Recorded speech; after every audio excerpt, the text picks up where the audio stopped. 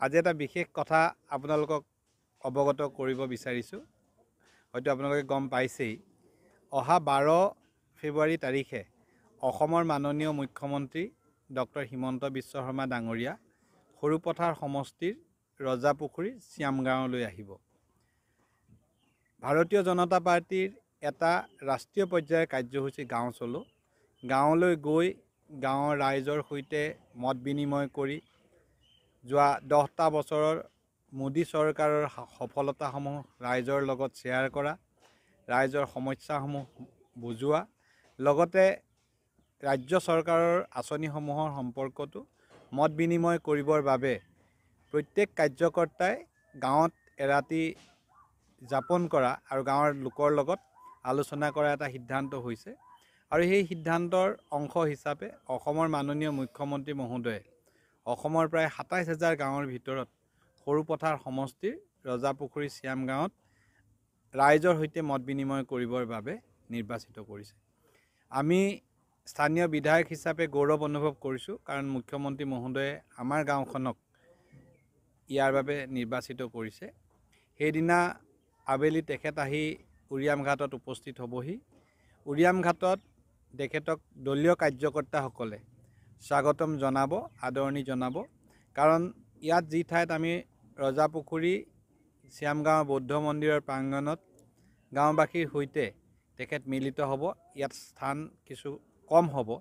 সেইকাৰণে দলীয় কাৰ্যকৰ্তা বুথ সভাপতিসকলে উৰিয়াম ঘাটৰ যি ৰাজহুৱা খেলপথাৰ হেলিপেডতে তেখেতক আদৰণি জনাব।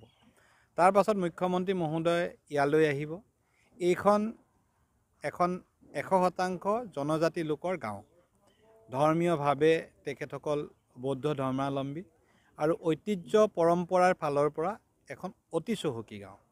মুখ্যমন্ত্ৰী মহোদয় অহাৰ পাছত তেখেতক এই গাঁৱৰ জনসাধাৰণে পৰম্পৰাগতভাৱে আদৰণি জনাব। ইয়াত এই গাঁৱৰ এই বুথৰ ৰাইজৰ সৈতে মত বিনিময় কৰাৰ পাছত মুখ্যমন্ত্ৰী মহোদয়ে প্ৰধানমন্ত্ৰী আৱাস যোজনাৰ এটা ঘৰ পৰিদৰ্শন কৰিব আৰু ইয়াৰে ভাস্কৰ শ্যামগোহাঁইৰ ঘৰত নৈশ যাপন কৰিব। সেইদিনা গাঁৱৰ 10জন বিশিষ্ট ব্যক্তিৰ সৈতে মুখ্যমন্ত্ৰী মহোদয়ে নৈশ আহাৰ গ্ৰহণ কৰিব আৰু বিভিন্ন ব্যক্তিক সাক্ষাৎ কৰিব। তাৰ নেক্সট ডে 13 ফেব্ৰুৱাৰী তাৰিখে তেখেতে পুৱাৰ জলপান গ্ৰহণ কৰাৰ সময়ত গাঁওখনৰ 10গৰাকী বিশিষ্ট মহিলাৰ সৈতে একেলগে পুৱাৰ জলপান গ্ৰহণ কৰিব। তাৰ পাছত গাঁৱৰ লগতে থকা অংচা জিলদৈ যি হাইস্কুল আছে, এই হাইস্কুলৰ ছাত্ৰ ছাত্ৰীৰ সৈতে মত বিনিময় কৰিব।